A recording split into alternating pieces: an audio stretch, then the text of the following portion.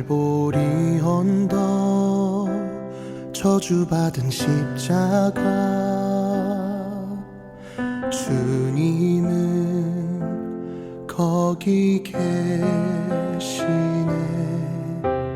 채찍에 맞고 못 박히시고 물과 피를 다 쏟으셨네. 하나님께서 세상을 사랑하사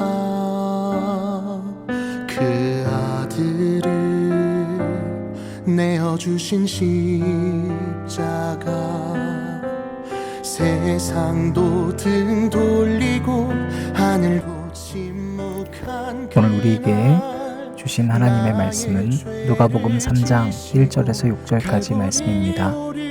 디베르 황제가 통치한 지 15해 곧 본디오 빌라도가 유대의 총독으로 헤롯이 갈릴리의 분봉왕으로 그 동생 빌립이 이두레와 드라고니 지방의 분봉왕으로 루사니아가 아빌레네의 분봉왕으로 안나스와 가야바가 대제사장으로 있을 때에 하나님의 말씀이 빈들에서 사가랴의 아들 요한에게 임한지라.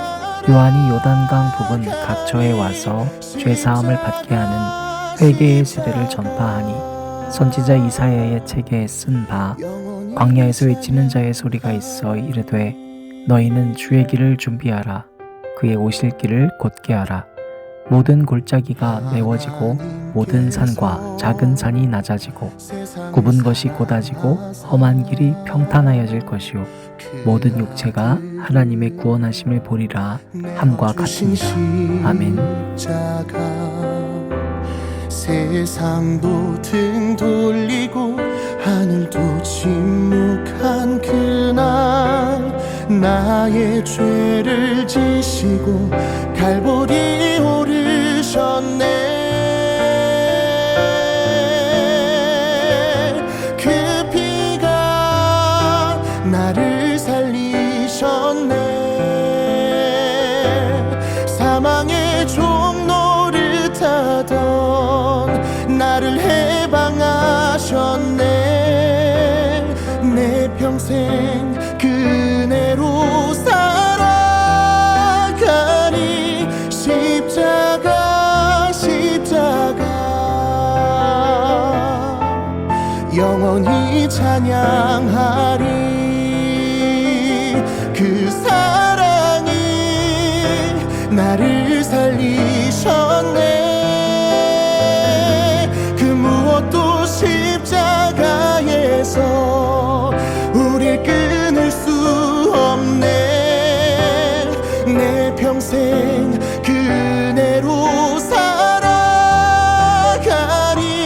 십자가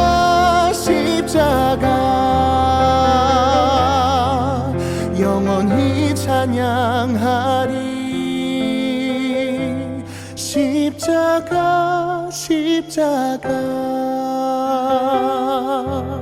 영원히 찬양하리.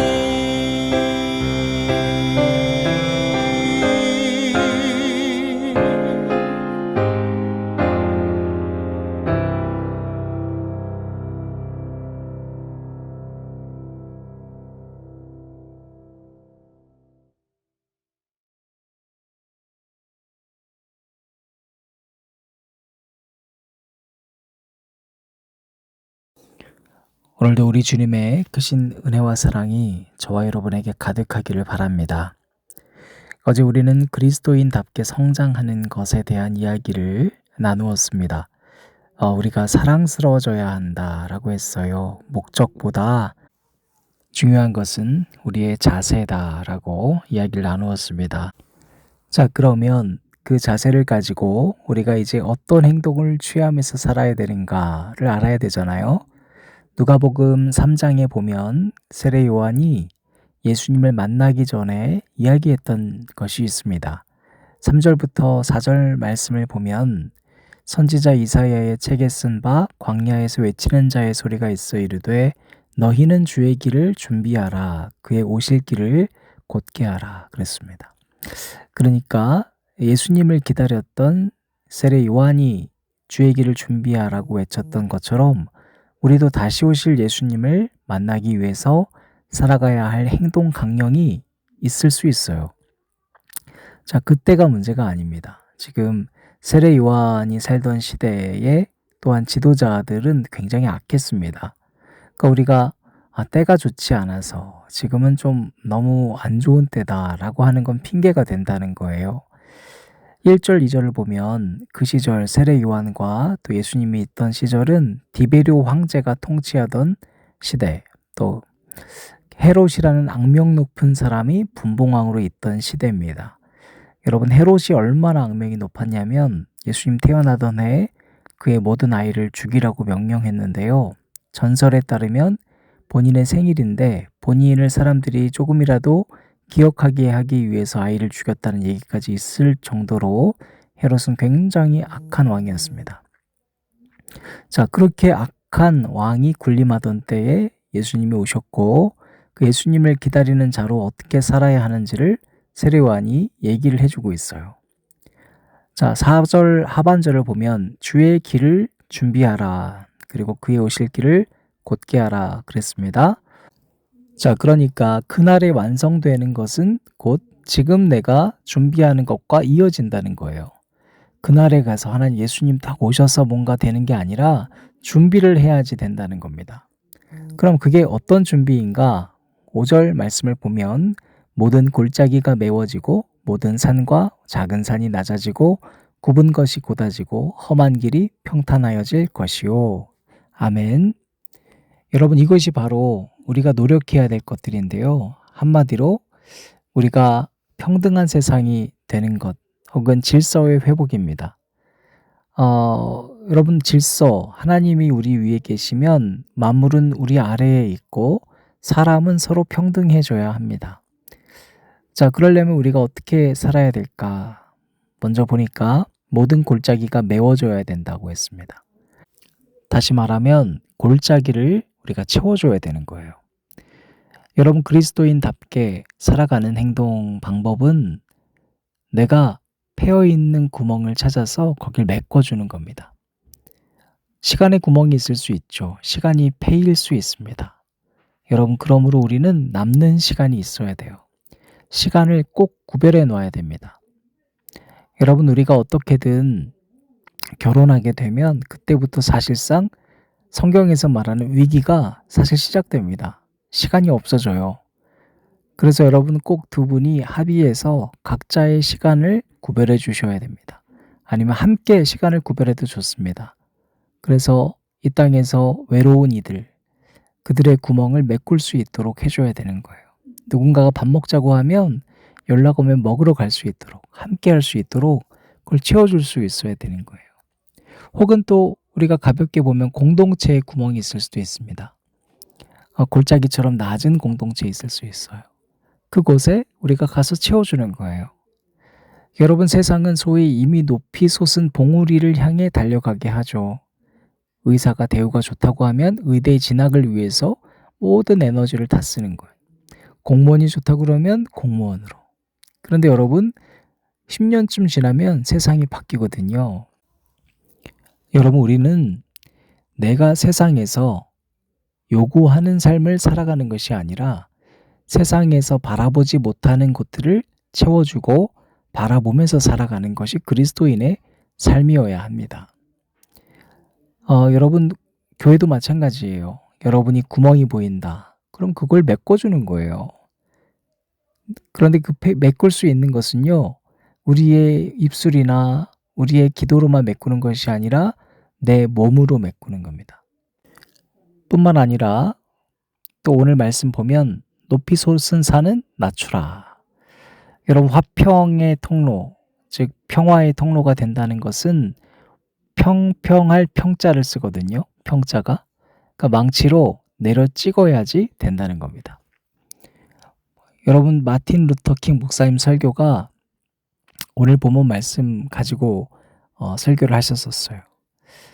여러분, 마틴 루터 킹 목사님은 우리가 잘 알기로는 뭐 인권운동 하셨던 분, 노예제도 폐지하신 분 정도로 알고 있는데요.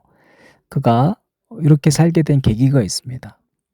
어느 날 웅변 대회에서 수상을 하고 돌아오는데 버스에 빈자리가 있었어요. 그런데 90마일이나 되는 그 거리를 빈자리가 있음에도 서서 와야 되는 자기 현실을 보고 이거 좀 이상한데 싶었습니다. 목사님이 보스턴 신학대학에서 박사 학위를 받으시고 원래는 북부 쪽이니까 그쪽은 좀 차별이 상대적으로 별로 없어서 교수 생활이 그냥 보장돼 있었거든요. 그럼에도 불구하고 그분이 남부로 이제 돌아오는 길에 그 빈 자리를 보고 생각을 하게 된 겁니다. 그러면서 이렇게 얘기하셨어요. 우리는 무관심한 방관자가 되고 싶지 않았다. 그래서 목사님 남부에서 살아가시거든요. 여러분 우리가 너무나 잘 아는 명연설이 그래서 나옵니다. 그 연설이 뭐예요? 1964년 8월 28일 흑인 고용과 자유쟁취를 위한 워싱턴 행진을 할 때 나에게는 꿈이 있습니다. I have a dream 이라는 명연설을 하면서 이런 대목이 나옵니다.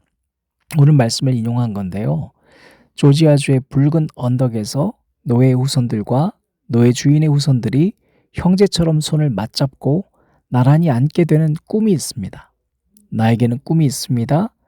내 아이들이 피부색을 기준으로 사람을 평가하지 않고 인격을 기준으로 사람을 평가하는 나라에서 살게 되는 꿈입니다. 여러분 이 꿈을 위해서 살아가셨어요. 그러니까 이 꿈을 위해서 산다는 것은 때로는 그 세상에 내 몸을 내던지는 겁니다. 여러분 성경은 사람을 유린하거나 사람을 종삼고 사람을 하대하는 관계로 있지 말라고 말합니다. 그것에 완전히 반대합니다. 빌레몬서가 그렇습니다. 당시에 노예제도를 갖추고 있었던 시대에 바울은 오네시모라는 종을 만나고 그를 빌레몬에게 돌려보내면서 빌레몬에게 편지합니다. 함께 동역하라고 말이에요. 사랑하는 여러분, 우리는 그런 꿈을 꾸고 살아가야 돼요. 자, 지금 보십시오. 6절에 모든 육체가 하나님의 구원하심을 보리라 함과 같으니라. 아멘. 같다는 거예요. 같다. 그러니까 모든 육체가 하나님의 구원하심을 보는 것과 이것은 같다는 거예요. 여러분 우리 목표가 전도잖아요. 구원, 영생. 그 어떻게 살아가야 되는가? 바로 위와 같이 살라는 겁니다.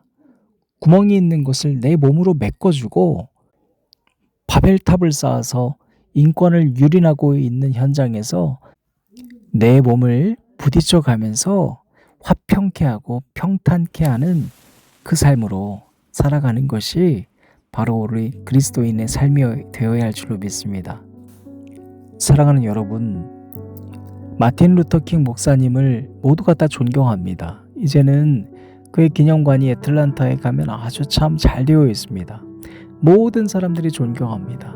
그러나 그 시대에 마틴 루터킹 목사님처럼 살려고 하는 사람들은 얼마 없었습니다. 지금 이 시대도 마찬가지예요. 여러분, 이미 높아진 바벨탑처럼 높이 쌓인 첨탑을 바라보고 사는 것이 아닙니다. 그것을 어떻게 하면 낮춰서 이 땅을 평탄케 할까를 고민하는 삶이 언젠가 반드시 존경받는 삶을 살게 될 것입니다. 루터킹 목사님을 존경만 하지 말고 모두가 다 존경받는 참된 그리스도인의 복된 삶을 살아가시기를 주님의 이름으로 축원합니다. 우리 함께 기도할 때 이렇게 기도했으면 좋겠어요. 하나님, 저도 주님의 나라를 꿈꾸며 살게 해주세요. 저도 낮아진 곳을 메꿔주고 높아진 곳을 낮추는 그런 삶을 살기 위해 제 몸을 던지기를 희망합니다. 주님 저와 함께 해주시옵소서. 기도하시겠습니다. 가장 낮은 곳에서 우릴 기다리신 분, 어둑한 세상에 환한 빛 되셨네. 예수 기다립니다. 가장 높은 곳에서 우릴 기다리는 분,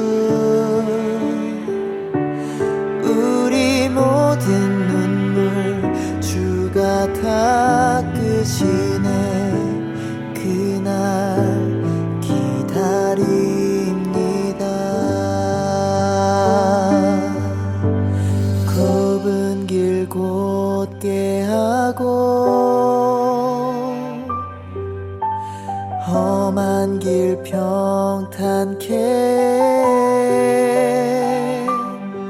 세상 모든 이 보게 돼 구원의 그날을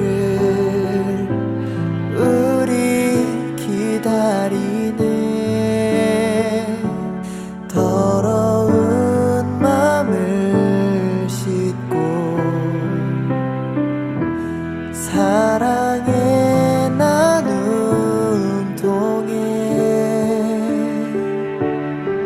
소망 잃지 않고 주길 예비해 주만 기다립니다.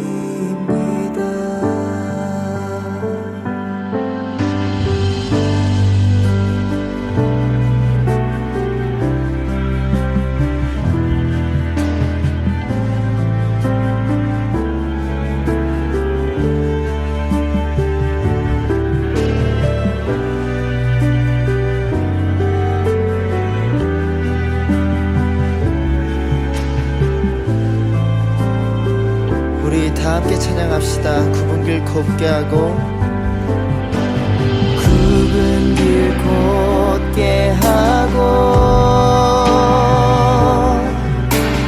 험한 길 평탄케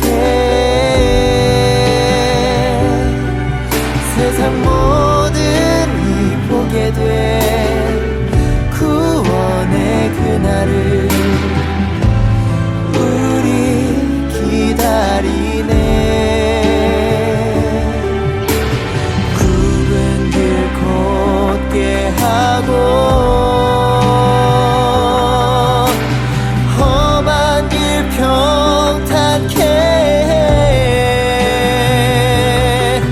세상 모든 이 보게 돼 구원의 그날을 기다리네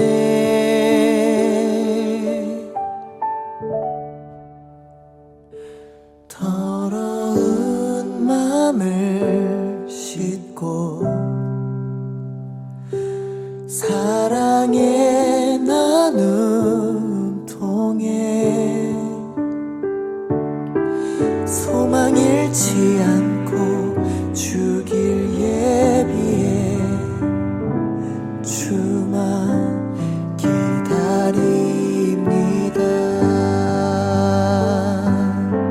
소망 잃지 않고 주길 예비해 주만 우리 삶의 전부 주만 기다리네